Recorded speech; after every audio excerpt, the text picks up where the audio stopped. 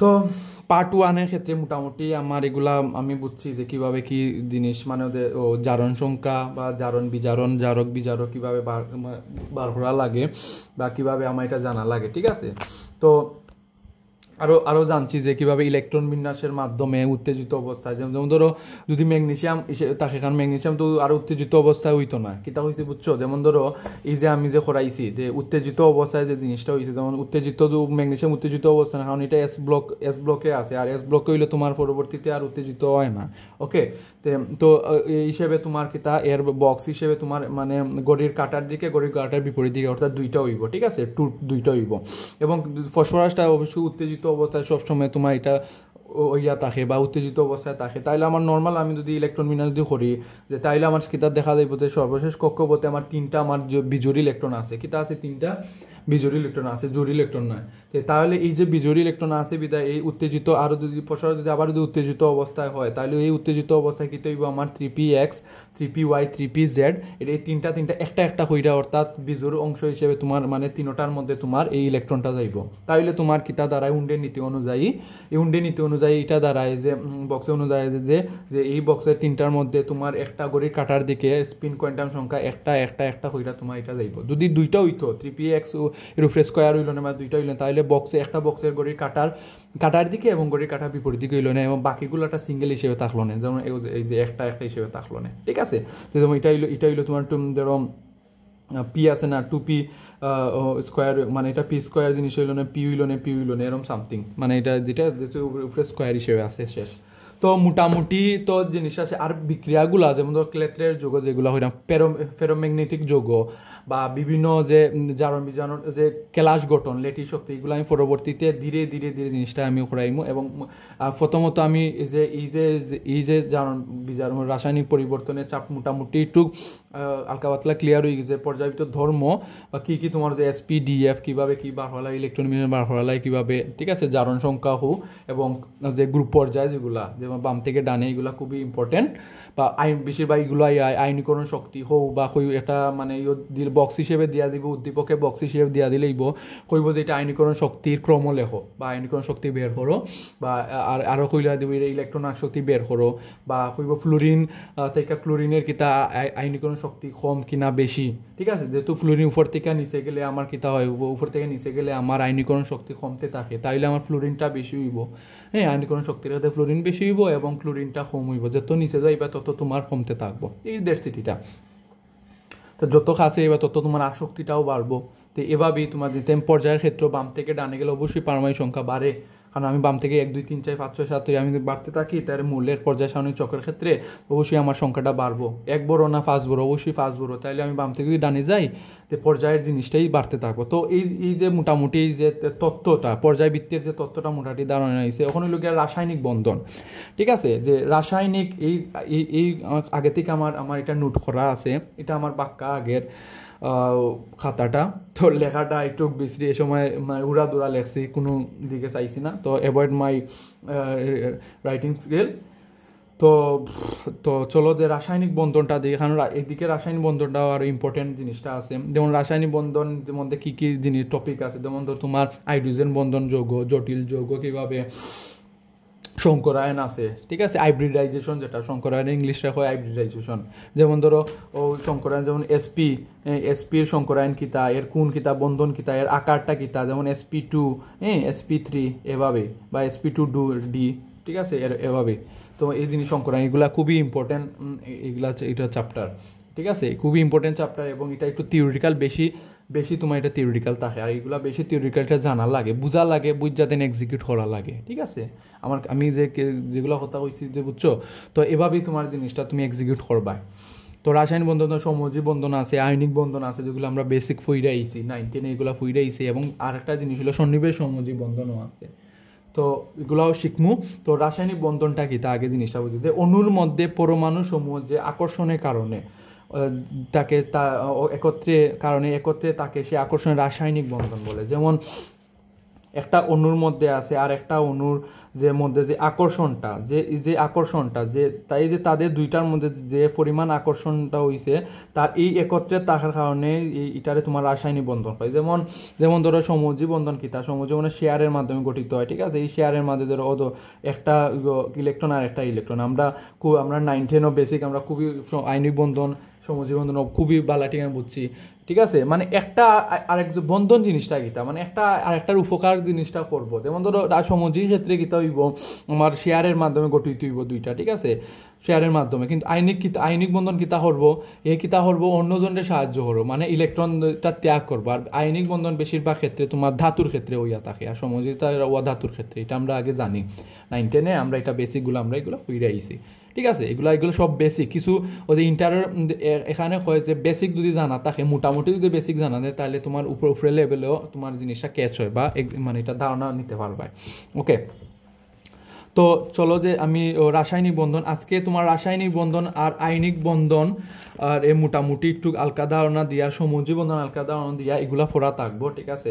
দেন ধীরে ধীরে তোমার হাইব্রিডাইজেশনও যাইমো, সংকরায়ন জিনিসটা যাইমো। দেন আস্তে আস্তে তোমার হচ্ছে ডাইমারের কথা হইলাম না, যে অ্যালুমিনিয়াম ক্লোরাইডের ডাইমার, এটা ইম্পর্টেন্ট আছে। হাইব্রিডাইজেশনও কীভাবে তোমার তৈরি হয়, বন্ধন কীভাবে তৈরি হয়, এগুলো লেখা লাগবে, ইম্পর্টেন্ট আছে। এবং আকার এবং চিত্র কীভাবে তোমার লেখা লাগবো, এগুলাও তোমার ইম্পর্টেন্ট আছে। ওকে, তো গেল তো বন্ধন গঠনের কারণ কিতা, যে এই যে বন্ধনগুলা আছে মানে রাসায়নিক বন্ধন, তো এই চ্যাপ্টারের তো নামও এই পর্যায়িত ধর্ম এবং রাসায়নিক চ্যাপ্টারতে বন্ধনের গঠন কারণটা কিতা হইতে পারে, যে আকর্ষণের কারণে রাসায়নিক বন্ধন হয়। মানে আকর্ষণ, একটা জিনিস যদি আকর্ষণ করে এখানে বন্ধন একটা জিনিস আমি উদাহরণ দিই, ধরো ছেলে আর একটা মেয়ে, ছেলে আর একটা মেয়ে, অবশ্যই এগুলা যে জেনেটিকভাবে তোমার অবশ্যই এটা অ্যাট্রাক্ট করবো বা আকর্ষণ করবো।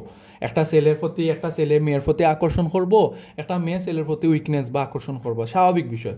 এই যে এই আকর্ষণের মাধ্যমে তাদের দেখা হইব, তো এটা একটা এক ধরনের বন্ধন তৈরি হইলো না, এটা হইলো তোমার হইতে গেলে ভালোবাসার বন্ধন বা একটা পিওর বন্ধন, ঠিক আছে। তেমনি তোমার রাসায়নিক কেমিস্ট্রির ভাষায় আমরা যেটা যদি বন্ধন যদি গঠন করতে চাই, তাহলে আকর্ষণের কারণে তোমার যে এই রাসায়নিক বন্ধনটা গঠিত হইব। ওকে, তো নিষ্ক্রিয় গ্যাসের স্থিতিশীল ইলেকট্রন বিন্যাসের জন্য মৌলগুলো বন্ধনে আবদ্ধ হয়। যেমন যুদ্ধজাস্ত্র যদি অষ্টক পূর্ণ হলে মৌলগুলো স্থিতিশীল হয়। মানে অষ্টক পূর্ণ কিতা, মানে পূর্ণতা নাই। যেমন ধরো আমি স্ক্যান্ডিয়াম থেকে তোমার 30 পর্যন্ত, 21 থেকে 30 পর্যন্ত তোমার কিতা হয় যে অর্ধপূর্ণ হিসেবে থাকে। ধরুন অর্ধপূর্ণ বলতে তোমার ডিটা তোমার পূর্ণ নাই, ঠিক আছে। ডিটা তোমার 10 হয়ে গেলে তোমার পূর্ণ হয়ে গেলো। আর 1 থেকে তোমার 9 পর্যন্ত যেটা সবটি যেটা মূল যেটা আছে স্ক্যান্ডিয়াম থেকে তোমার 30 আগে 8 পর্যন্ত সবটি হলো তোমার অর্ধপূর্ণ, অর্থাৎ এটা হলো ব্যতিক্রম মূল্য, ঠিক আছে। এগুলো ব্যতিক্রম মূল্য, মানে অষ্টপূর্ণ হিসেবে গঠিত হয়।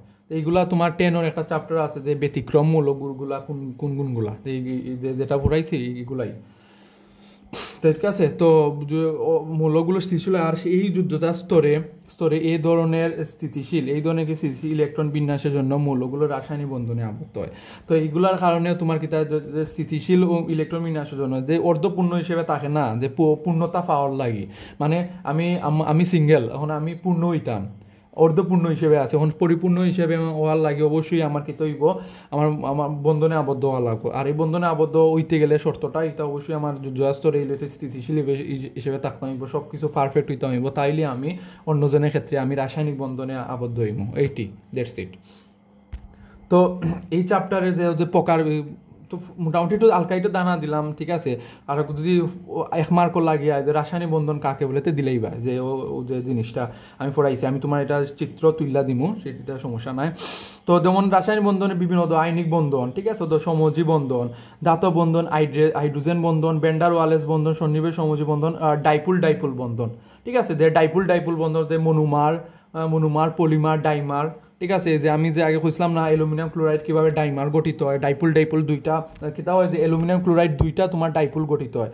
এই অ্যালুমিনিয়াম ক্লোরাইডটা তোমার দুইটা থাকে, ঠিক আছে, প্লাস অ্যালুমিনিয়াম ক্লোরাইড কিতা এই দুইটা গঠিত অ্যালুমিনিয়াম 2 তোমার 6, এই ইটারে তোমার ডাইমার, এই ইটারে তোমার ডাইমার হয়, এই অ্যালুমিনিয়াম 2 ক্লোরিন 6 যে, কারণ এটা ডাইপুল হিসেবে গঠিত হওয়ার কারণে। ওকে, তো আইনিক বন্ধনের আমি একটা খুব একটা খুব সুন্দর হয় জিনিসটা।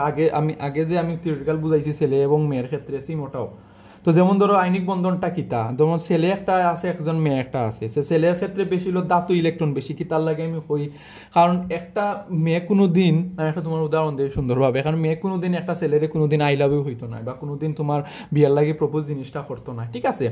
তো ছেলেই বেশিরভাগ মেয়ের পিছনে ঘুরবো বা ছেলে কিতা হইব যে মেয়ের পিছনে বেশি সময় দিব, মানে এটা দান করবো, মানে সময় নষ্ট করবো, টেকা নষ্ট করবো, ঠিক আছে। এই যে সময় নষ্ট করা, টেকা নষ্ট করা বা এই যে ইলেকট্রনটা দান করা, বলতে এই ইলেকট্রন দান হইলো মানে টেকা নষ্ট করা, সময় নষ্ট করা, বা তোমার একটা আছে না যে মেয়ে তো এমনি এমনি পড়তো না, সিম্পল ভাষা স্বাভাবিক, এটা তোমার এটা লাগি থাকা লাগবো এবং তার মনের যে ভিতরে জিনিসটা জানা লাগবো। তাইলে এই জিনিসটা এই সেলের জিনিসটা হইলো তোমার ধাতু কি তাহলে ইলেকট্রন বেশি থাকে এবং এর ইলেকট্রন দান করে, ঠিক আছে। দান কইরা কি তা হয় ধনাত্মক আয়নে পরিণত হয়, প্লাস প্লাস আছে ধনাত্মক আয়নে পরিণত হয়, ওকে। এবং মেয়েটা কি তাও ধাতু মানে ইলেকট্রন কম, মেয়েটা তোমার নিরাইসিরাই পরিবারের সাফে বা আমার সাফে বেশি মাতে না, বেশি কোনো গুরুত্ব দেয় না, ফাত্তা দেয় না, ঠিক আছে। তাইলে কি তা করবো দিন শেষে ওরম করতে করতে আমরা দেখি না যে নাটকের ক্ষেত্রে বা সিনেমার ক্ষেত্রে যেরকম লাভ স্টোরির ক্ষেত্রে যে ছেলে মানে পিছনে ঘুরে বা পরিশ্রম করে, দেন দিন শেষে কিতা মেয়েটা রাজি হয় বা মানে ইলেকট্রন গ্রহণ করে, ঠিক আছে। গ্রহণ কইরা তোমার কিতা হইছে মাইনাস মাইনাস, ঠিক আছে। গ্রহণ কইরা মাইনাস আমরা আগে জানি যে ইলেকট্রন ত্যাগ করলে ধনাত্মক হয়, ইলেকট্রন যেটা গ্রহণ করলে ঋণাত্মক, এগুলো আমরা জানি আইছি। তাইলে কিতা দেখো প্লাসে মাইনাসে মাইনাস, অর্থাৎ আর মাইনাস যে একটা জিনিস সংসার সুখী রমণীর গুণে, যেহেতু আমার প্লাসে মাইনাস আমরা জানি কিতা মাইনাস কিতা হইলো মেয়ে, তো অবশ্যই রমণীর গুণে মেয়ে সংসারটা যে সংসারে যে আসো বিষয় আছে না দুই রাখে, ছেলে তো ঠিক আছে টাকা পয়সার ক্ষেত্রে সংসারও জিনিস আল ধরে, ঠিক আছে, এটা কারণ এর ইলেকট্রন বেশি আছে অবশ্যই।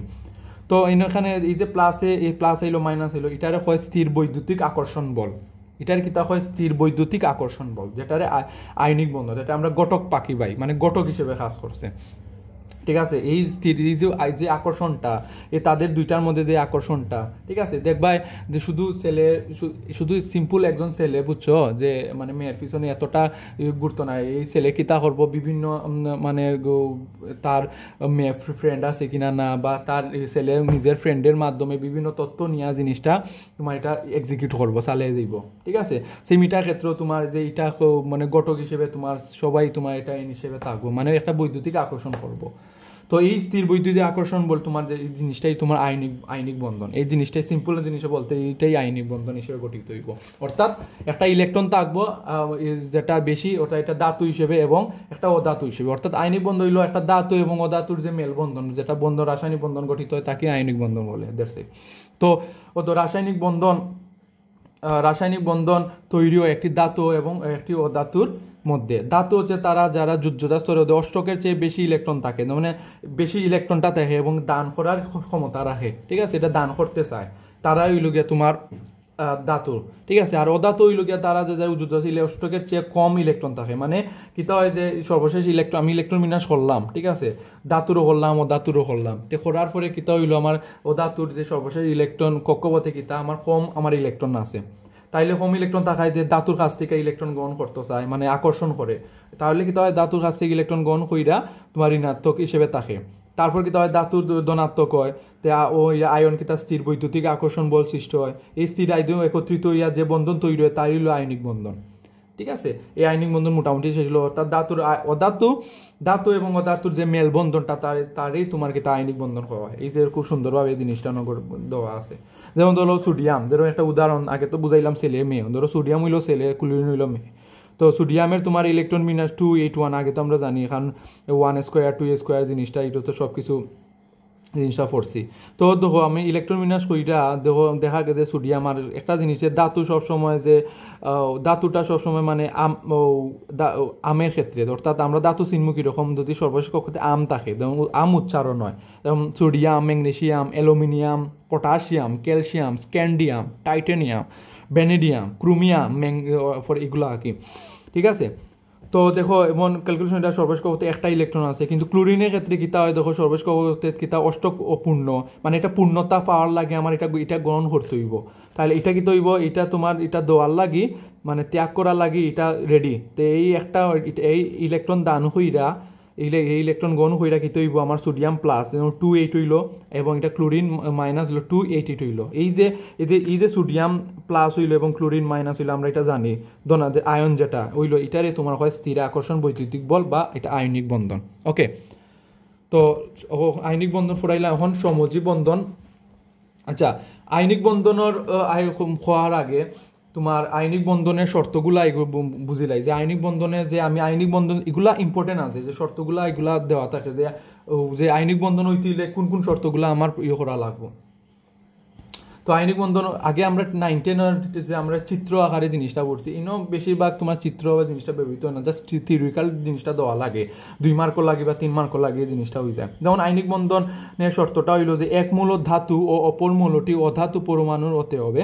একটা ধাতু ইদু আগে কইছে একটা অধাতু ইদু এবং ধাতু আয়নীকরণ শক্তি নিম্ন হতে হবে। একটা জিনিস আয়নীকরণ শক্তিটা আছে না ধাতুর ক্ষেত্রে আইন সবসময় নিম্ন হইতে হবে এই জিনিসটা, নাইলে তোমার আয়নিক বন্ধন গঠিত না। অধাতু ইলেকট্রন আসক্ত বেশি হইতে হইব, মানে অধাতুর যে ইলেকট্রন আসক্তিটা বেশি হইতে হইব, মানে ইলেকট্রন মানে টানার লাগে অর্থাৎ আকর্ষণ করার লাগে অবশ্যই এর বেশি হইতে হইব। ওকে, তো লেটিস শক্তি আর সমজীব বন্ধনটা আমি পরবর্তীতে এই জিনিসটা বুঝাইমু, মানে পরবর্তীতে বলতে তোমার এই জিনিসটা আরও তোমার টপিক আছে, মানে এই চ্যাপ্টারে বেশি তোমার প্রয়োজন জিনিসটা টপিক আছে। এই মোটামুটি এই যে পড়া আয়নিক বন্ধন বা এগুলা যে তোমার কেন্দ্রীয় পরমাণুর আর এগুলা জারণ বিজারণগুলা এগুলা তুমি পড়ো এবং যে বক্স আকারে তোমার বোর্ডের মধ্যে আছে কিভাবে ইলেকট্রন মিশনের মধ্যে উন্নয়ন নীতি অনুযায়ী বক্স আকারে কীভাবে বার করা লাগে, তো মোটামুটি এগুলা পড়া থাকলো। তো আজকে কালকে আমি অবশ্য সকালে মেবি নাহলে দুপুরের ভিতরে জিনিসটা হচ্ছে সমজীব বন্ধনের যে জিনিসটা ভিডিওটা ফাইলি ভাই। ওকে, তো বেস্ট অফ লাক।